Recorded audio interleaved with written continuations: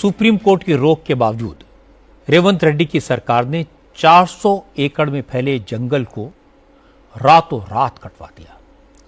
दर्जनों सरकारी बुलडोजर रात के अंधेरे में काम पर लगे और सुबह तक हरे भरे जंगल को मैदान में तब्दील कर दिया। रेवंत रेड्डी की सरकार के इस एक्शन का जबरदस्त विरोध हो रहा है। असल में हैदराबाद सेंट्रल यूनिवर्सिटी के आसपास 400 एकड़ में फैले कांचा गाचीबोवली फॉरेस्ट को हैदराबाद का लंग्स कहा जाता है, लेकिन रेवंत रेड्डी की सरकार इस जंगल को काटकर यहां कमर्शियल एक्टिविटी करना चाहती है। विकास के नाम पर हरे भरे जंगलों को काटकर आईटी पार्क बनाना चाहती है। इसी का विरोध हो रहा है। मामला सुप्रीम कोर्ट में गया। पिछले हफ्ते सुप्रीम कोर्ट ने भी इस मिनी फॉरेस्ट को और यहां होने वाली सभी एक्टिविटीज को रोक लगाने का आदेश दिया, लेकिन इसके बाद भी रात के अंधेरे में चोरी छिपे भारी संख्या में जेसीबी मशीन्स और बुलडोजर भेजकर जंगल को साफ कर दिया गया।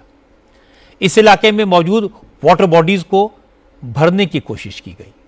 जब जंगल में बुलडोजर चल रहे थे तो हजारों पशु पक्षी इधर उधर भागते हुए दिखाई दिए। जब ये तस्वीरें आई तो रेवंत रेड्डी की सरकार के खिलाफ विरोध और तेज हो गया। हैदराबाद सेंट्रल यूनिवर्सिटी के स्टूडेंट्स के साथ साथ बीजेपी और बीआरएस के नेता भी कांग्रेस सरकार के खिलाफ मैदान में उतर गए। बीआरएस के वर्किंग प्रेसिडेंट केटी रामाराव ने कहा कि रेवंत रेड्डी की सरकार जंगल की जमीन बेचकर पैसा कमाना चाहती है। अगर सरकार की नीयत साफ होती तो सुप्रीम कोर्ट की रोक के बावजूद आधी रात में जंगल काटने के लिए बुलडोजर न भेजे जाते। इनको इस चीज तक का एहसास आज तक नहीं है कि वो काम जो किया गया वो गलत है। 10 दिन में अगर कोर्ट को गुमराह करने की कोशिश, जुडिशियल ओवररीच की कोशिश, क्या जल्दी थी? क्या जल्दी थी कि 100 जेसीबी भेज के वहां के जितने एनिमल्स हैं, वहां के जितने झाड़ है, हर चीज को उगाड़ने की क्या जरूरत थी? तो इसीलिए आज आंदोलन हो रहा है, इसीलिए आज नेशनल आउटरीच है कि जो चुप चुप के पूरा वहां की मिनी फॉरेस्ट को खत्म करने की जो साजिश गवर्नमेंट ने की आज एक्सपोज हो गया। गवर्नमेंट के पास कोई जवाब नहीं है। आज कहते हैं कि खुद का गवर्नमेंट का जमीन है, तो गवर्नमेंट का अगर जमीन है तो चोरों की तरह जाने की क्या जरूरत थी? चुप चुप के क्यों रात में जाने की, काम करने की क्या जरूरत थी? अगर आपका जमीन है, गवर्नमेंट का जमीन है, जो बार बार कहते हैं, तो खुलेआम जाते हैं, सुबह जाते, कोर्ट को समझा के जाते हैं, कोर्ट को कन्विंस करके जाते हैं। आज क्या हो गया? सुप्रीम कोर्ट ने साफ कह दिया कि this looks like a mini forest and it can not be touched. आज अगर कांग्रेस का बस चला तो पूरा का पूरा यूनिवर्सिटी बेच दें, 2500 एकड़ पूरा बेचने की कोशिश में है, तो जरूर केंद्र सरकार को भी इसमें रिस्पॉन्सिबिलिटी लेना पड़ेगा। रेवंत रेड्डी की सरकार और कांग्रेस इस मामले में कोई सीधा जवाब नहीं दे रही। सरकार की तरफ से सिर्फ इतना कहा गया कि सभी पक्षों से बात की जा रही है। सरकार ने सिर्फ अपनी जमीन को खाली करवाया है।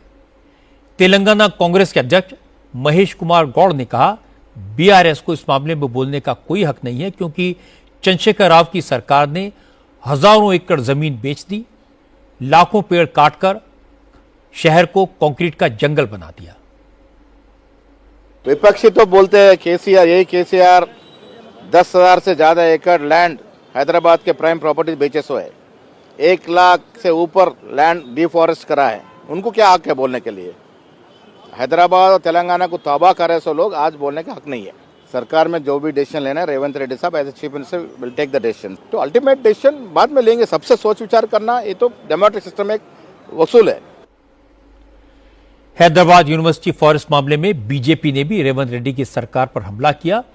केंद्रीय मंत्री किशन रेड्डी ने कहा, केंद्र सरकार इस लैंड को हैदराबाद यूनिवर्सिटी को देने के पक्ष में है, लेकिन रेवंत रेड्डी की सरकार इस लैंड का ऑक्शन करके सरकार चलाना चाहती है, यह ठीक नहीं है। तेलंगाना सरकार इस लैंड को ऑक्शन करके इसको पैसे के द्वारा सरकार चलाना चाहते हैं। इस लैंड को जो अभी एनिमल्स है, बर्ड्स है, वाटर टैंक्स है, इको जोन है, इस लैंड को बिल्कुल ऑक्शन करना गलत है। इस लैंड के लिए आगे और डेवलप करना चाहिए, इको सेंसिटिव जोन ना के डेवलप करना चाहिए। 400 एकड़ में फैले जंगल को विकास के नाम पर काटा जाए, इससे कोई जस्टिफाई नहीं कर सकता। एक्सपर्ट्स का कहना है कि इस फॉरेस्ट में पेड़ पौधों की 75 किस्में हैं, पशु पक्षियों की 233 स्पेशीज हैं, कई एंडेंजर्ड एनिमल्स और बर्ड्स इस फॉरेस्ट में पाए जाते हैं। ये जंगल पूरे हैदराबाद को सांस लेने लायक ऑक्सीजन देता है।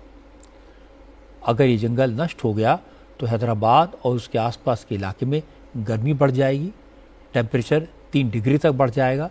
शायद ये सब बातें देखकर ही सुप्रीम कोर्ट ने इस जंगल को काटने पर रोक लगाई थी। अब रेवंत रेड्डी इस सवाल का जवाब नहीं दे पा रहे हैं कि आखिर उन्होंने रात के अंधेरे में इस मिनी फॉरेस्ट पर बुलडोजर क्यों चलवाए। अगर विकास के लिए काम इतना जरूरी था तो दिन के उजाले में ये काम क्यों नहीं किया।